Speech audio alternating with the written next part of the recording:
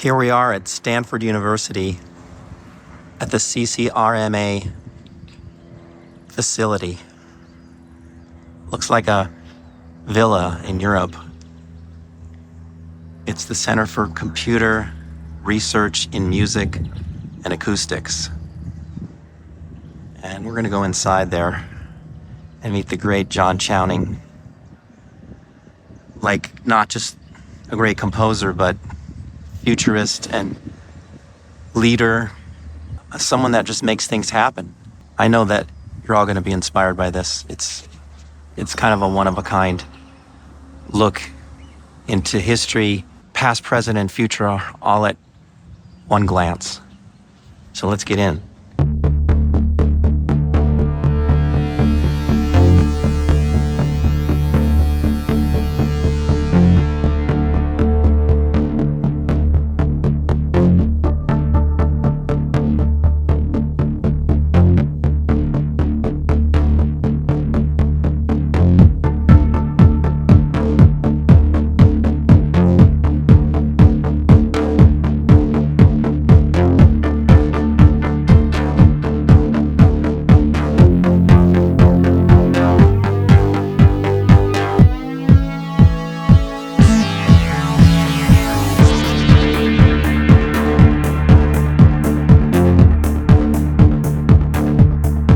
So yeah, this is the Knoll. This is a building on the Stanford campus that was built to be the residence of the first president of the university.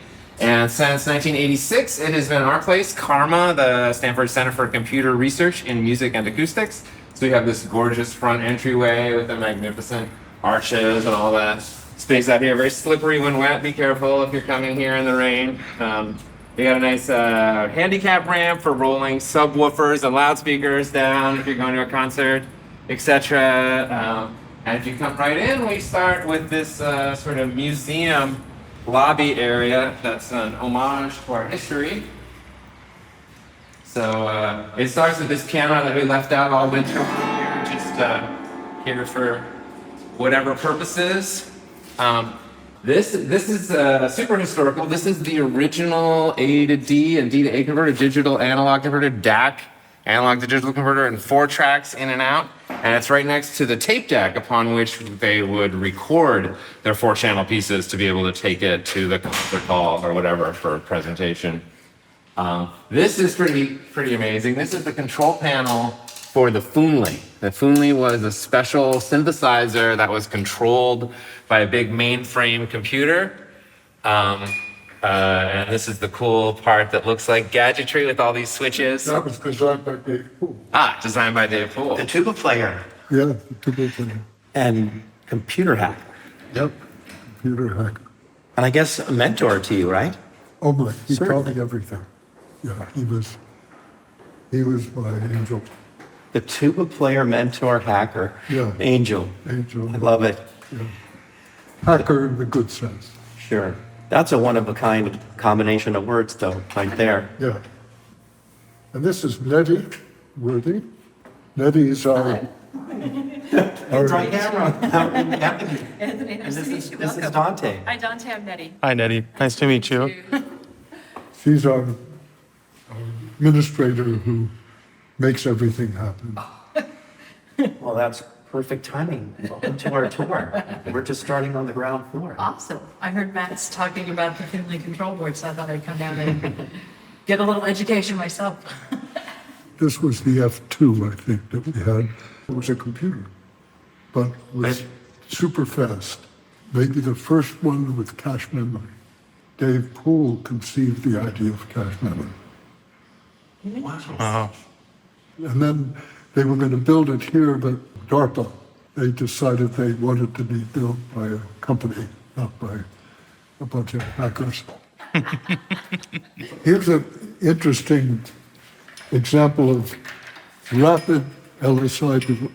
So about 50 of these chips are devoted to the FM processing. Fewer, but in about half these chips for FM. The DX7 came out 2 years later, So that's the predecessor to the DX7. and this, the DX7, was reduced to 2 in 3 years, just because of the exponential rise in the LSI technology. We have, over there, I think we have the, DX7 motherboard. yeah, So it went from that huge one that's in the GS1 yeah, to 2 of those, right, on board with the GX7. And that was just in 2 years' time. So from this, needing this, Oh, really? It needed Yeah. this? it came pre-programmed, but if you wanted to change the sounds that were on that, you needed to know somebody who had one of these and knew how to use it. And John, there were only 6 of these or 3 of these that Yeah. were made, yeah. I think. So this was what I used with Gary Leuenberger, who took the little strips and fed them here to Steve Bucaro, who was working on Africa, trying to get. So we got some nice flute-like tones. So in Africa, there's a solo.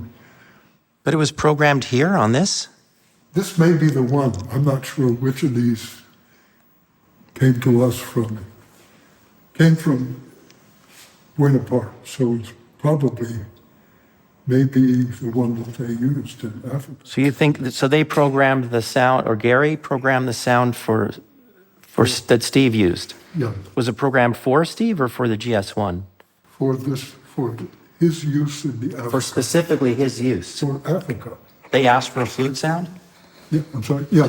Well, any sound, they wanted some sound because the flute tones we could do pretty well with this. I see. Wow, that's an incredible story. But the thing that I find most compelling about this whole story is that you could purchase the GS1 and it had sounds programmed onto it, but to change anything, you needed to have one of these. And when the DX7 came out, that was not necessary anymore. You could do the programming you could do the DXP on the DX7. But wishing you had a big screen. But wishing you had a screen, of course, obviously. But still, I mean, that was a huge move because Yeah, these young huge. bands could then, this was $15,000, I think, in This was, 1820. yeah, and the DX7 I think was 2,500. Huge Yeah. difference. And as a young band, you could imagine saving your pennies up and buying one of those things and being able to haul it on gigs and stuff. Barely. It's heavy. It's heavy, but not as heavy as that. Oh, yeah. Jones had one of these in his bedroom, he told me. Quincy had one. In his bedroom. And Stevie Wonder had at least 2, right? Well, yeah, they were great to play. The keyboard's great. Yamaha make really good keyboard actions. They were coming off of the CS80 and the GX1. But the CS80 really had a great keyboard, so they just, same kind of keyboard with an FM engine. Because the DX7 kind of sacrificed the keyboard a little bit, Yeah. but it did have velocity. It had what? It still had velocity, right? Yeah. But the DX7 I don't think has pressure, does it? No, I don't. It's just velocity. pressure for the whole keyboard. This was pressure by note. Yeah, is it polyphonic aftertouch? Yeah. Independent pressure per note, right? So that's polyphonic aftertouch. Wonderful. And velocity. So it's basically coming off of the CS80 concept of what a keyboard is supposed to be. But, that was a lot cheaper. I got mine for $17.50.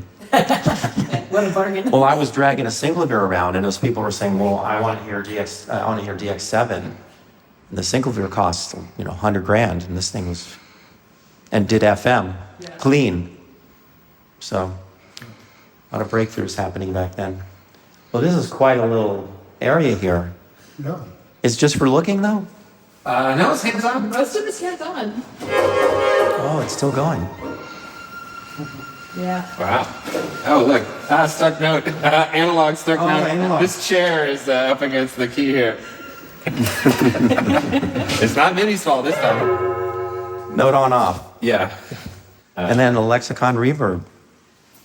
Yeah, another old thing. But I'm not sure we have a historical story of how this connects to us. I think this just ended up here because it's from a similar era. But then the next computer, this was the first sort of media-centered computer. Had an actual sound card built in, and thought that people would want to use graphics and video in the 1988, 1990. So there was like a brief moment that this seemed like it was going to be the future of media computing, and that so Karma invested heavily in Next. We had a whole network of them, and that was what we supported around the building for people to just, it like coming out of the mainframe days. It was like, oh, we could like each have our own workstation kind of revolution. Sadly, that kind of fizzled out, and then we moved to Linux computers. And we have a whole bunch. This is the very first prototype of a fanless computer case. So the whole thing is just one big heat sink. So that there's no sound in the back as you're working on your music. So it's just like cooled with like a pumping system that pushes the heat to these fins, and then just the natural, room convection keeps the computer chips cool enough to work. So it's totally quiet. Nice. Painless. So that these Linux machines were really the thing for the next several years, until laptops got so powerful and so ubiquitous, and everybody just like carrying their own computing around in their backpack these days. So these are now also more of a historical thing, even though we have a lot of them in the building. So very big, taking up a lot of space, also sharp. So yeah, this is our history here. This whole house, even though the house itself wasn't built by John and for Karma, this whole house was Oh, no, built by because John. we got here because they had to do something. They had to do something for us. Yeah. Well, you don't get the good buildings for nothing here, I don't think. Nope. The villas. No, we're really fortunate, and it's because of John's tenacity and his work with the deans. And We were here simply because they had to put us somewhere. The music department moved out. This was all run down. But they didn't have to spend multi-millions of dollars to build that recording studio. No, we did that. Oh, we did that. With Oh, Yamaha. oh, interesting. If we should go look And at those are the anchors, why we never got moved out. I just want to take a quick minute to ask you to visit anthonymarinellimusic.com, where you can sign up for a mailing list and receive exclusive free content. If you like what you're seeing in this video, there's lots more there for you. So back to the video. Hope you're enjoying it. Where are we now, Matthew? So this is the Karma listening room. This is our surround sound laboratory. Whoa. So this whole room is architecturally dedicated to the notion of sound coming at you from every direction, not just above the floor level, but even below the floor. So this pit that was dug out by a little micro bulldozer covered by this metal mesh allows us to have loudspeakers underneath us as well as above us. So there's one directly overhead, an upper ring, a ground floor level ring, a lower ring, and then one directly below. So we're able to do surround sound. We can put sound at you from all directions in here. So you guys make these up, right? I mean, it's not like following the Dolby, like, Correct. LCR. It's just like, I want to do this because I think it's going to be great. Yeah, That's what you guys do. exactly. So let me see. I can probably play you guys some sound and surround. Obviously, you won't get the spatial impression. I want to sit in the middle. From your lap. Sitting in the middle is good. That's the best, yeah. It's, You, I mean, I would assume this chair is here for a reason. Indeed. But this is like an unencumbered, like your body is just like, just floating here. No arms. Oh. And of course, rotation. This is a piece called Kitchen Miniatures by one of the composers who works here, Oh, already. Fernando Wow. Lopez Lascano. So all these tinkling sounds around your head. So this is all these sounds were made from objects from his kitchen. So it's cooking pans, the ticks on his toaster's timer, all these little clicking sounds and everything. So it's all done, from recording those sounds and putting them together with a big super collider program to granulate them and arrange them in time and space in this surround mix that we're hearing. Explain what you're experiencing. Well, I'm hearing kitchen sounds in a way that I never have before. And I like that the sounds are so pointillistic that they're really easy to locate. They're not sustained. They're short and they're like percussive and high-pitched kind of for the most part so far. Because bass frequencies would be like just flooding the zone, like the Chicago Bears, defensive line or something. But this is very elegant and clear. Yeah, for sure the human ear picks up on those, the transients, the like quick changes. Immediately, between yeah. sound and sound, and that, the spatial location is very much attuned to that. Yeah, so the composer was well aware of that. And Yeah. Yeah, your instincts, you want to react to when you, things you move. do. That's Yeah. a really interesting thing. Like, especially something that kind of is at all startling, you want to turn. Now, there's a bass. There's some bass. Called it. But you know, there's still elements of composition that you just can't kick out of the way. Like the composer was aware that there's area for the bass to show up. It's clear, and when it happens, it's like dramatic.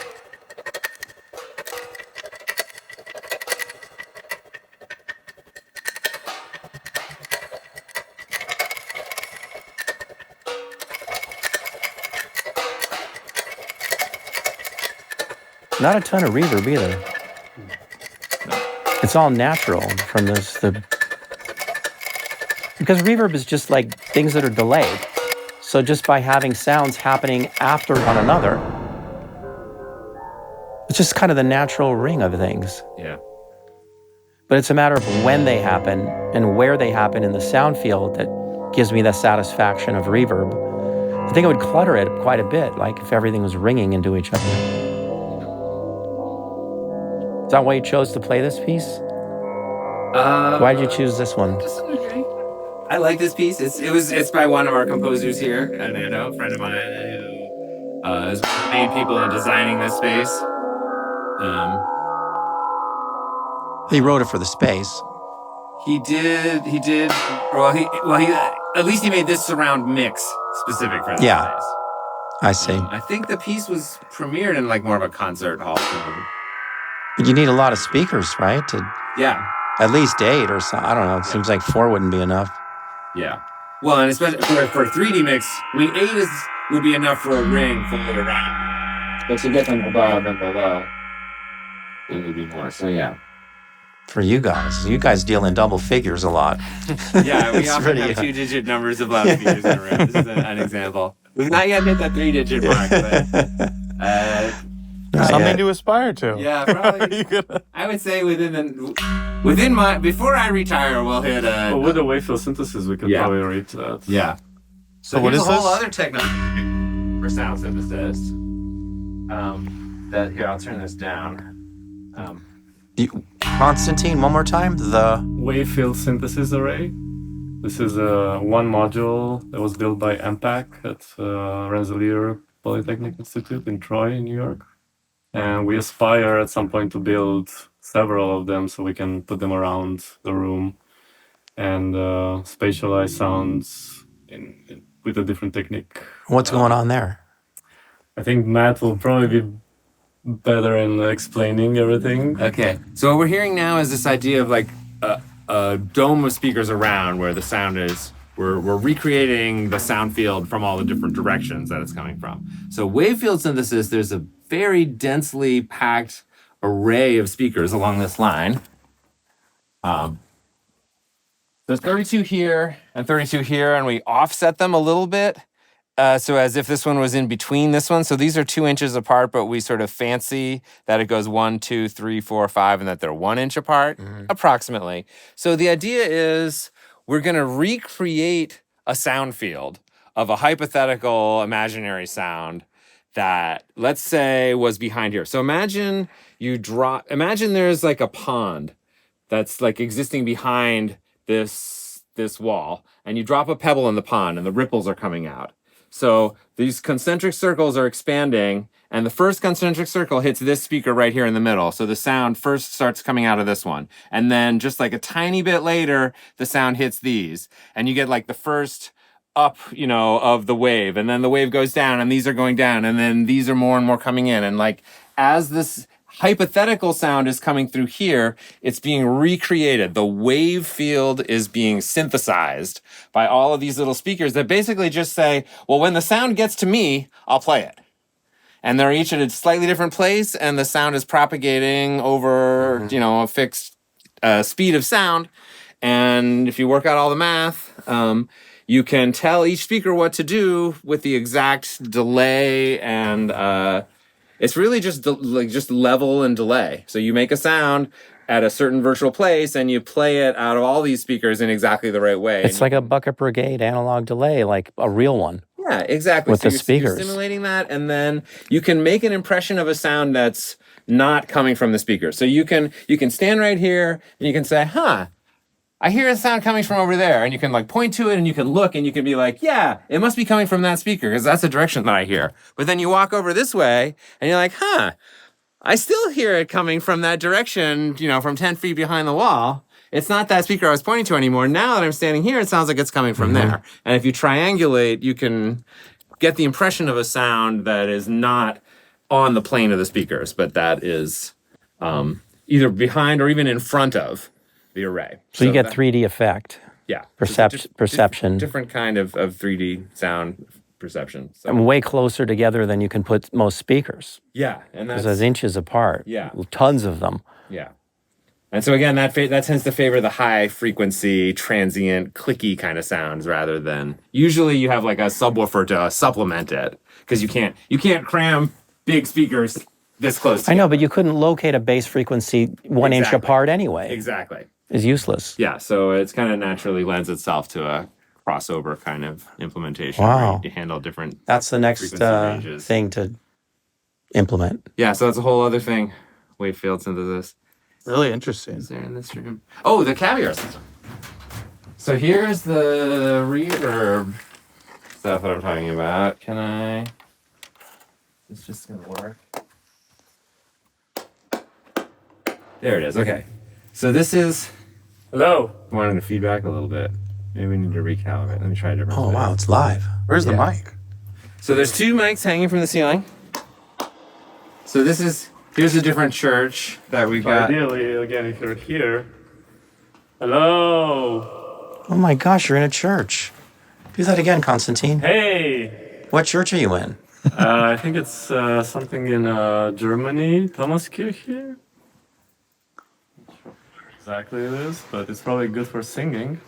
It's amazing you could be that cavalier about what reverb of a church you're in Europe. Like, I think it's in Germany. Well, we were part of the team like, that went out on site to record the impulse responses in these places. Here's something else that Hassan can speak to when he gets here. Here's one that he made from the waterfalls of Ithaca. Ithaca, New York? Yeah, near Cornell, exactly. So he played some sound. And this one is just like on the edge of feeding back a little bit. You hear that woo, showing that we're a little bit out of calibration here. Maybe I should turn this off. Go on the waterfall. It's funny we don't have the long duo. Yeah, that should be here. Woo! Hello! Wow, that's a good one. Imagine singing in this. Yeah.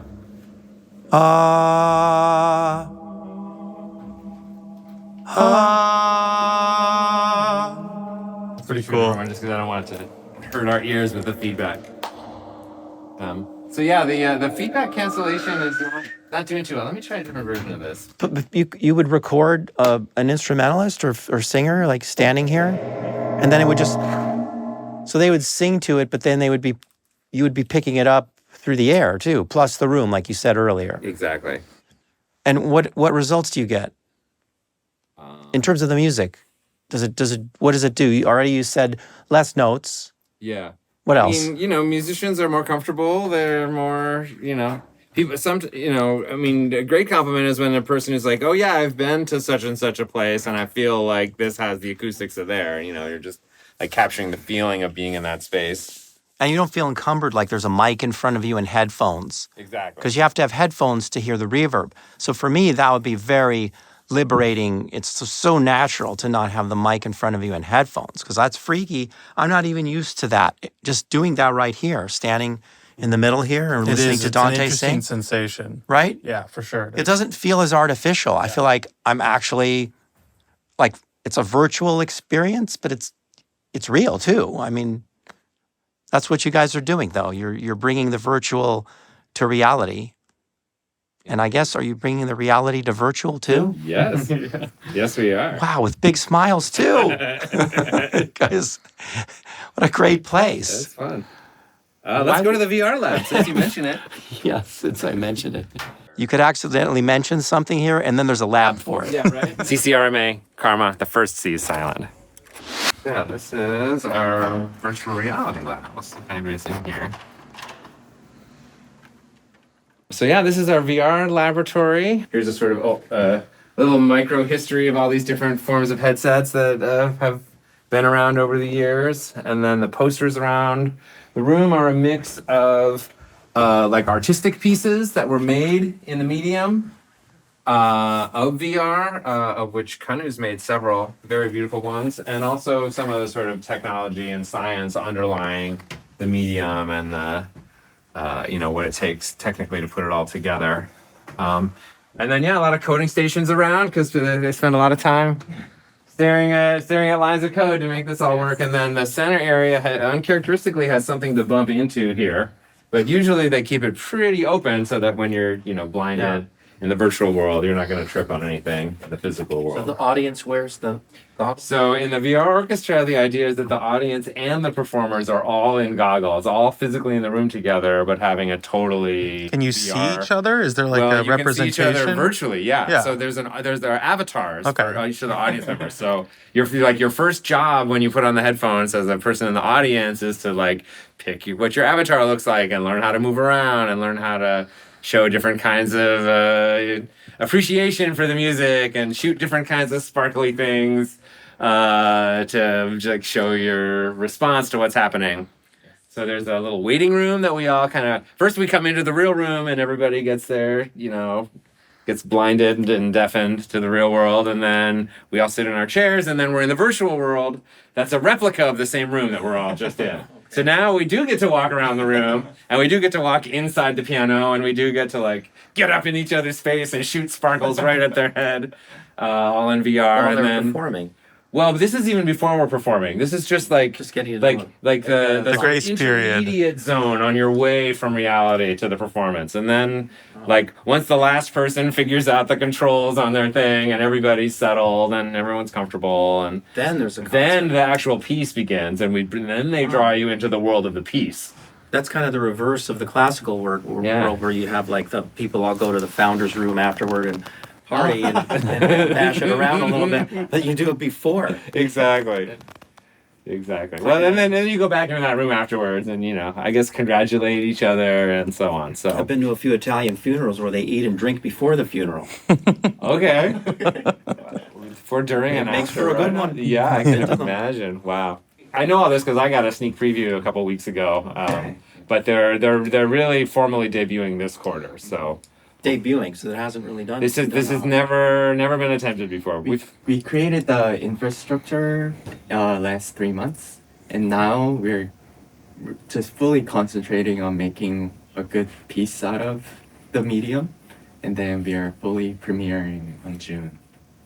And what are the sound sources? Sound comes from a programming language called Chuck. So all the music is coded within the environment. And it's in real time. So if someone makes a gesture, then the music changes in certain ways. Oh, but it's a little bit planned and a little bit not? Or is it- Yeah, a little bit planned, but there's also this performance aspect. So we have room for like improvisation or expression. And we will have to design on that. And the length of the piece too could change? Length of the piece, yeah, could change. It's not a fixed performance, but so we do rehearsals in VR and try to hone the best performance. Great. Wow, so any nut job in the audience could change the music potentially. Well, no. Reactively. Well, if they could like get the attention of the performer enough to cause them to change the audience doesn't get to add any sound No, I didn't mean that. in this world. But yeah, if I You're experiencing it Yeah. all together, Yeah. and there's an Yeah. awareness yeah Yes. in a different way. yeah Actually, yeah. We'll find out. We'll find out. Yeah. I'll find out. Yeah, you will. So it's a lot in the exploratory realm right now. Yeah, I don't think there's too many places to go see that. as far as I know, we're the only ones crazy enough to try this yet. There are 5 members of us, so we each are going to make one piece, and the whole concert will be around 30 to 40 minutes because it's very fatiguing. Yeah. So it'll be a short concert, but we'll have 4 to 5 pieces, and we'll talk about what the name of the piece will be this Then. Thursday. Yes. And then, is there any division of pitch ranges or anything that each performer handles, like percussion or low frequency, or how does that get divided? So, since we are in the medium of VR, we try not to replicate the physical instruments because it's just gonna You don't sound want worse. And you have physical reality that handles everything much better no matter how we perfect it in the virtual reality.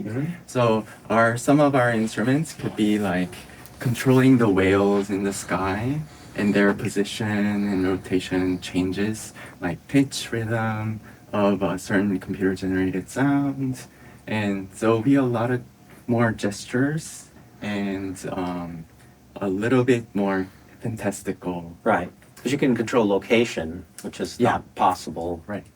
unless you Location. jump and fly Yeah. when you're playing violin or something. Oh yeah. Right. Literally, you can move Right. like quickly, Peter Pan, or all over the place. Yeah. It's magical. Yeah. We try to shoot for the magical and try not to mimic things in the physical reality, which doesn't justify the medium. Yeah, I would enjoy that. That's a great perspective. Sometimes you push it really far and then you see where it could live. Reel it in a little, and this is quite a place. That is one of our like go-to techniques is like find out what's too much and then back it off. Like take it to the limit. Like Yeah, because- vibrato 5 hertz? Why not 5,000 hertz? Yeah. But then your body will tell you that 1,000 feels good. Right. You know, Yeah. it's not just, you're just not just going backwards. You're just finding, because John used that word earlier, discovery. That's how he defined a lot of things that he did. Yeah. And that's the process. It's like shooting for the stars and landing on the moon, it works. It's been said, but it works. Yeah. Well, great to meet you. That's Great to meet you too. break a leg. Thank you so Hope much. that still applies. We need that very Bring an HDMI cable. Yes. Very good HDMI. Thank you. Okay, this next lab is our acoustic measurements laboratory. Oh my goodness. So it's our very own padded cell. We added an extra 4 inches of this rock wool padding all around the room, which you can see really well if you try to operate the light switches here. Right. That's what 4 inches is. And the Stanford carpentry team did an amazing job with our custom cabinet bass trap here in the corner. So we put all the junk in here, including the laser Doppler vibrometer, which is the fancy way that we do surface vibration measurements of things like violin top plates or guitar top plates. So if you imagine hanging up here like the face plate of a ukulele that you just made for the acoustics class, and then the laser is sitting here, and then there's a little robot that's tapping the thing, just like when you tap a piece of wood to see like, oh, does that have a nice tone, like if you're a luthier or something.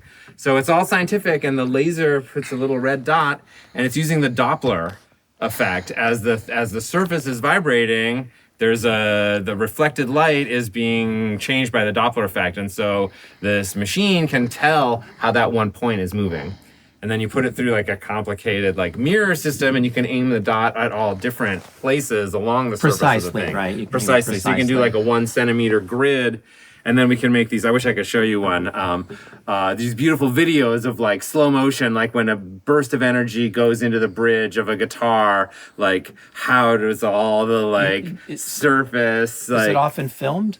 well, it's not. No, I'm saying it's not filmed. It's we gather the data with So this laser. through a graph. You So can we see- so when you we say have see you have like it, a mesh of like all these I got like it. 100 points that are wiggling in and out in the z dimension. You see it graphically. So you can reconstruct it, but I mean, it looks, it's in the shape of Yeah, the thing, got obviously. it. So you can see, oh, here's that mode of vibration, here's that mode of vibration, and trying to put a like real empirical, scientific physics kind of basis to a lot of like subjective, traditional kinds of questions that people Yeah. have in Lou theory of like, why should I, carve the brace of my guitar this much instead of that much? So.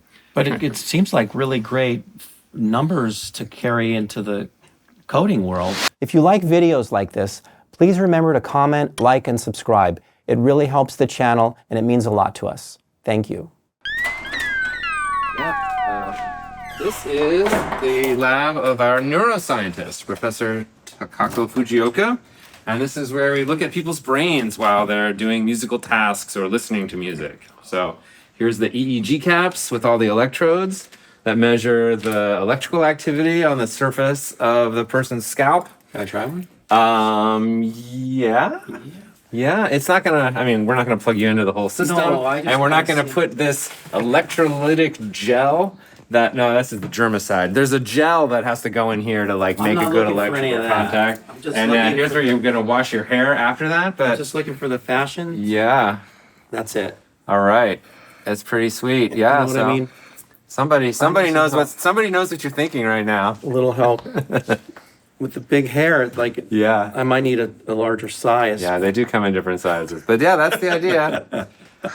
That's the idea. And then this is the computer that captures all the data. And this is the booth where the subjects go. So there's enough. This room is electrically and acoustically isolated. And we put those caps on one or two subjects. And here we're set up with an easy chair for the sort of the passive listening experiment where like you're hearing like 1,000 chord progressions and you don't have to do anything and we just like see which ones do what. And it's really boring, so you're watching Netflix with subtitles while you're sitting in the chair for hours. Other experiments is more of an active task where maybe it's a keyboard duet and we're gonna play together a piece. In fact, I think this might be the score to one. So here's an example of some very simple music that we could just basically like go back and forth trading phrases. And then at the end we play in unison.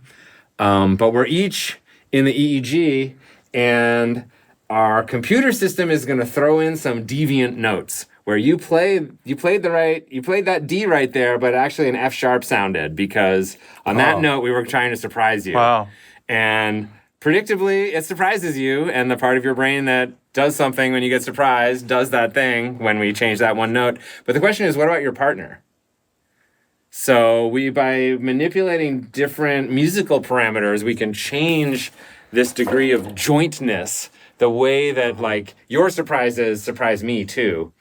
Like if the musical phrase starts with a pickup note instead of on the downbeat, that actually slightly makes it more of a joint thing and this kind of stuff. So that's the stuff we're looking at the very nerdy neuroscience-y, That sure is. graphs of slight changes in activation, statistically averaged over a large number of trials. It's very difficult. Are to you measure picking this up kind of like stuff. chemical releases like cortisol or It's something? strictly electrical. This technology, it's EEG, electroencephalograph. So what is it? So if it's electrical, what is that telling you? That I'm just excited? It's Is just it saying emotional? which regions of your brain have more or less activity every 2 milliseconds It's the as regions. you're doing a task. And Yeah. therefore, then So each of those electrodes on the cap is a different part of your brain. I mean, see. your brain is much more complicated than Right. like what's happening a centimeter apart. So it's a very crude approximation. right, but it's getting regions, and then Yeah. you know what those regions do, so you can Yeah. make assumptions, pretty good ones, based Yeah. on that. Yeah. And then does anybody write music based on that? Some people do. Yeah, people definitely Take their data? use the like John was saying about Ligeti using the micro polyphony and like having more of a sense of like how perception works to inform his composition. So yeah, people for sure use some of the like true scientific knowledge that comes out of this lab and similar places to inform there's a musicologist who is really interested in the brain response to minimalist music that's just like very repetitive, and then like you drop a note and repeat it another bunch of times. So he did a whole study using those kind of stimuli and those kinds of sequences, and kind of trying to look at like what is the brain doing predictively, and how do the like minuscule changes after a lot of repetitions show up on the subject's brain activity. So does that tell you like which next note to put down on your score as you're writing the melody? Probably not, but Maybe not yet, but if you just observe it for a while, you'll pick up little subtle things you'll remember when you're writing, and yeah. it just changes your thinking. What are these? That's for our motion capture system. So this is like they use in Hollywood for like digital puppetry. Not like for somebody's face, but for like their Like a video body. game, Like too. yeah, exactly. So we did a bunch of things of looking at violinists' movement as they're playing. So of course they can't not do this to play the violin. So that they call the functional movement. But then there's all of this, and right, there's like so much more that your body can do as a violinist. So there's a whole mathematical way of breaking the motion into the different components. It's a principal components analysis on the 3D motion capture data. And they were able to like subtract out this motion and then say, okay, well, your primary thing was this shifting back and forth, and then your secondary thing was this, and then you can resynthesize that. You can like say, well, what if I dialed down this motion and only kept the other motions? And we have all these like, stick figures dancing around playing the violin, showing different ways. Or what if they didn't move at all? Yeah. The audience doesn't understand it as well. Yeah. I was part of a thing at NASA in 2006 or something, and I guess Stanford was present, and there were astronauts there, right? And we had high school students. They were the top science winners from all over the world, represented all over the world. And the quick thing that I got out of it is Stanford redid a lot of their videos, because video learning was just kind of at the advent, because they just showed headshots and they didn't show the teachers using their hands. And they found that there was less understanding of the information because we need it. So the violinist isn't just doing that for nothing. Yeah. They're understanding the music better and they're conveying it to you. So this stuff is valuable. And I bet they would even have a hard time playing it as well. Of course. If they weren't allowed to move. Like even if nobody's looking, even if it's just like an audio recording, you can still, I say, tell. I think so for sure. The difference between, sort of. Now play the same thing and don't move now. Yeah, it's hard. It's hard.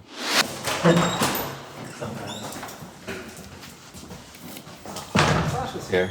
Would you like to introduce the Max Lab here? Sure. This is the prototyping lab, where researchers and students can make physical objects and electronic projects. And it's named after Max Matthews. The idea is that it's basically set up to be something that you could make anything, a rough prototype of anything that you could come up with at 2 a.m. Well, like same day. I mean, the idea is that, it's for rough prototyping, so that like, Got it. there's a little bit of everything here, so you can make yourself a really rough prototype, a proof of concept quickly. And then maybe go to other labs or find other resources for more refined iterations. So what's going on now? Like what's blowing you away that somebody's making? Well, I mean, last quarter we taught an acoustics class, and the instructor had a lot of the students build their own instruments. So we made like 8 ukuleles, and somebody did a Rubin tube, which is a perforated tube. Those are with great. fire coming out, and you can actually see the pressure love of the those standing things. wave and the thing. So that was really cool. Dancing fire, like Yeah, exactly. We have a student a who's lot of making. ADM through that. It's great. Okay, good. Yeah, we have a student who's making solid body electric lute. So a lot of like acoustic instrument making happened here. Another was making an upright bass. There's a really great composer trying to come through the door. But yeah, as Sasha said, the term just started. So this year, Sasha's teaching again physical interaction design for music. So it's basically the class where the students conceive of their own musical gadget and design it, learn how to solder, learn what sensors are, learn how bolts work, learn how to 3D print, learn how to laser cut, learn everything they need to know to actually physically make the thing that they can do whatever with, and somehow it connects to the sound. Usually there's like a laptop on the side that's doing the synthesis, and the sensors in the thing are controlling some sound, but not always. We use this space a lot to like do the physical prototyping, the fabrication of the various like things that are going to hold the loudspeakers all around you in the different spaces. That too. So we do, that tends to be more of the staff coming in here for like construction. It's type essential stuff, though. but, Like yeah. we live in the physical space, Yeah. so you can't do all the stuff you're doing in virtual without some connection to the physical space. That's my joke always when I'm showing this space. I say this room is our one connection to physical material reality. The whole rest of the building runs on the mathematics of GSP, computer code, and composers' aesthetic ideas. But here's literally the nuts and bolts Yeah, and of existing in reality. and I'm a strong proponent of the idea that music is a fundamentally physical activity, and that how we physically interact with music has been important neurologically, culturally for, since the inception of human beings. So to me, this is where we're engaging what that part of it actually means when we make new music controllers. And John was asking me, like, in the middle of the interview, do you dance? I was like, yeah, right? Was it you? It was John. I was asking about it. We were talking about it. It was John. Because we were saying, it's exactly what you said. Yeah. And I think we know that as musicians, but more and more, research is going into the ways that our brain is just wired to connect with people through music, to anticipate things, to create tacit, ingrained knowledge, and music is just a beautiful illustration of that. But it happens in the body. It doesn't happen just in our minds. So. For sure. Well, that's the experience. A lot of people, they just can't help but dance. Yeah. Like these giant raves and Yeah. people doing the thriller dance all over the world, and like spending all this time to do it in synchronicity. Flash mobs. Yeah. I mean, it's a real feeling Totally. of joy.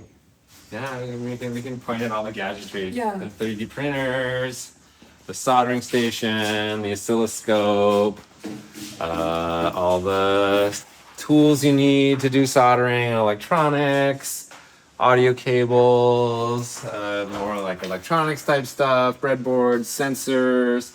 I mean, to me, just like standing here and being, oh, I didn't even know there was such a thing as an ultrasonic sensor. What is that? Just like, to me, just like being here and having like some of them hot glued to the front, the time of flight sensor, out right now. They're invisible sensors. Yeah, no, I wish. So, in my like aspiration, even just like standing here and looking at all this stuff is part of the person's education, and just like seeing how these things are organized, all the, Right. oh, what's the numbering system for bolts? Why do you need 2 numbers? Why are there so many different kinds of batteries? A lot of stuff I take for granted. That's for Yeah. sure.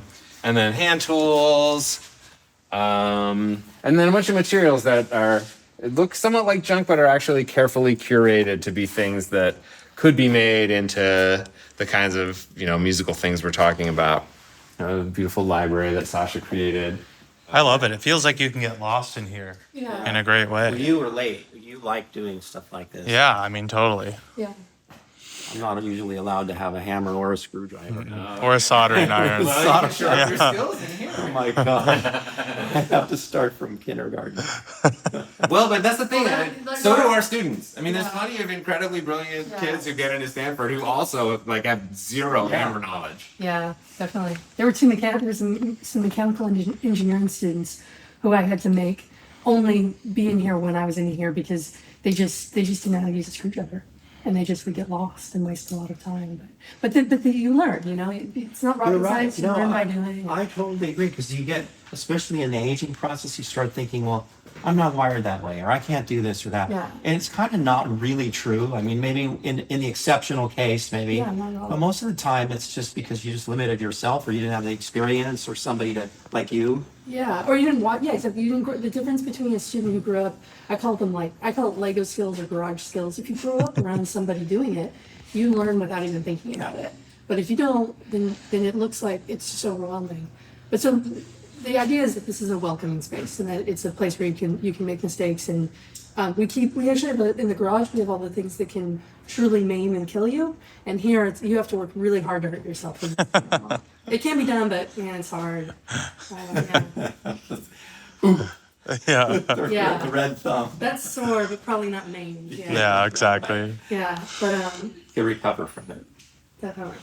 Never ends here. Yeah, well, we're almost done with the doors. We are almost done with the doors. Yeah, it's nice to meet you guys. Yeah, thank you so Thanks much. a lot. Take care. This tiny little slice. It's a really tiny one. The adapter closet, which is where I'm gonna put this thing. So it's just all the different Oh, I kinds of love things this. you need all labeled. This is Yeah. what. Oh. Yeah, this is the bow room. Oh, this is your. Yeah. Yeah, this is what life is all about. Quarter-inch I can't do adapters, anything without this connector. Power supplies, Yeah, you know. Thunderbolts. My $200,000 synthesizer and all these geniuses that are here in the room are all like complete. Oh yeah, it has to be organized.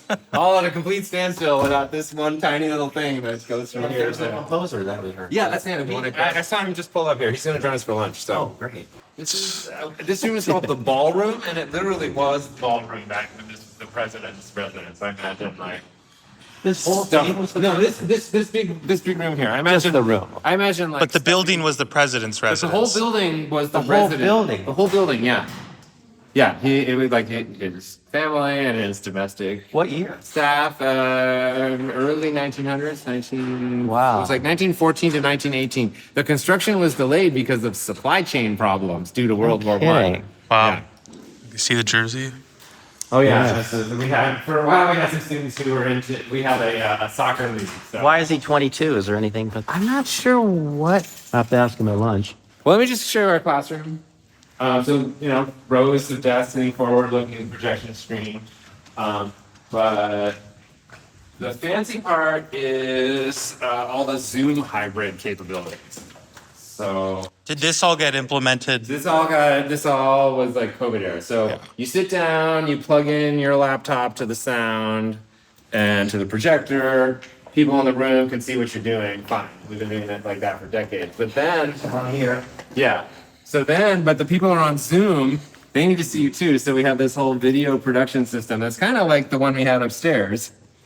There's 3 cameras. Zoom hell. Is it Black Magic? It's like, well, it's kind of like, it's heaven. I mean, if you need to give a presentation off your machine and you want to have a live audience and a Zoom audience, And whatever it's background. heavenly. Well, it's whatever you're projecting. Almost always people plug in their laptop and they've got their, their slides or their video or whatever that they're showing. So here's the mixer, and this is mixing there's a mix of what's only going to Zoom, not going. So these room mics here are not being amplified in this room, but they're going to Zoom. This computer is here just so that you can log in and like not have to run Zoom on your own machine that you're trying to navigate your slides on, and then we can hear the sound from the other people. We can switch to see the other people on the screen. So it's just like every combination that we kind of had to think through, and it seems to be working. And then we over the last couple of weeks we just tidied it all up to make it look really nice. So this black cloth is new, looking like super professional, and then this sleeve wrap here. So it's And the cookie jar is loaded with adapters. exactly, that was Sasha's idea many years ago. Yeah, it's it's like good. people always like taking the adapter or the remote control or something. So she's just like, let's just literally put it in a cookie jar labeled cookie, just so like people know the value of the stuff they're grabbing out of it. So yeah, our classroom. So yeah, so now we can switch among these different cameras. So somebody goes to ask a question, you could let the people on Zoom see that camera. Maybe if you're lucky, you have like another person who's running this while you're lecturing, and you don't have to, because it's pretty distracting to have to like manage the whole thing yourself. Most people can. But usually, what people do is they do like a picture-in-picture thing where they got their slides and they've got their face in the corner, and they just leave it like that. You can pick a couple of functions and just Yeah. get good at it. Yeah. So yeah, it's like anything else. Like we have all the functions because like collectively our users want to do everything, but each particular person only has like one little slice of what they need. Like everything. Yeah. And then you reel it back in. Yeah. This is something Yeah. I can actually do. Exactly. Or repeat. Yeah. Yeah. So, So this is a classroom. this is a classroom. So these are just like reservable, drop in, just come. Again, it's like almost everybody just like plops down their laptop and plugs in to our monitor and our sound system.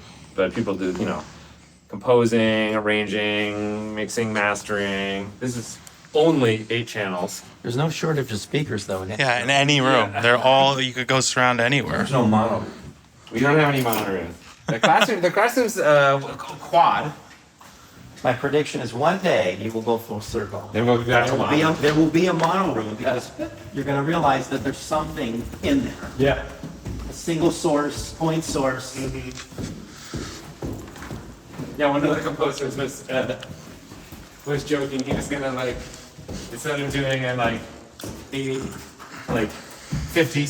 56.8 or 22.4. Oh, sorry. Let me show you this other similar small studio. This room used to look exactly like the room downstairs, but we didn't like the lack of floor space from having all the speaker stands everywhere. So we did this crazy engineering project of building this whole metal cage, like a room within a room in I here. like the views too. Yeah, This is where you zoomed us from the other day. that's right. This is where I Yeah. was wondering to. So these back speakers can move along this trolley system, so you can push them forward and make the like perfect ring Oh my. of speakers and get the Yeah. full ambisonic thing. But then if you like, you got a rehearsal with a drum set player or something, you need more floor space. Oh. You just push these back, and you get such more of a sense of like Yeah. free space in the room. Wow. So everything's on wheels. Never seen that before. Yeah. Yeah, it's pretty Movable. cool. Like you can Yeah. open and close it. And then likewise, these front ones we can push to the side. If they're in all the way, then the center ring is a ring of 10. So it's every 36 degrees around the circle. Right. And then if you push them all the way to the side, you get maximum floor space. But then you can also do, it bent down. That's an equilateral triangle representing what some people say is what you should have for stereo. Right.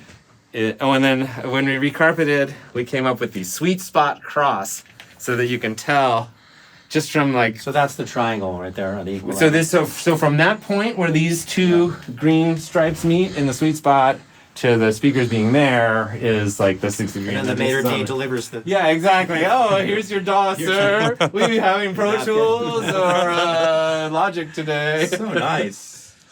Yeah. Clean you up afterward. Uh-huh. Yeah, this is quite an interesting room. Actually, it's one of the more interesting things that you can move this around. Yeah.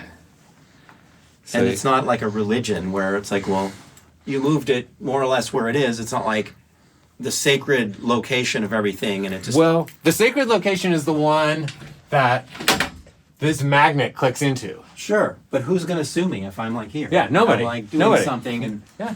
one here, one there, Yeah. and just. What if I made them all random a little bit, and then what happens? Like Yeah. you get to do that here. Yeah. Maybe That's it's what not I better. like. Yeah. Find out that doesn't work. Yeah. Why? Yeah. Because it sounds like that. Yeah. Yeah. When people say experimental music, they just think, oh, like weird music that's unlistenable. But no, what makes it an experiment is that you really don't know what the outcome is going to be, and you're going to learn, and it might be a success, it might be a failure, and you're like on that edge of trying something that you can't just predict what the outcome is. On the edge of discovering FM Yeah, for instance. or something. Yeah.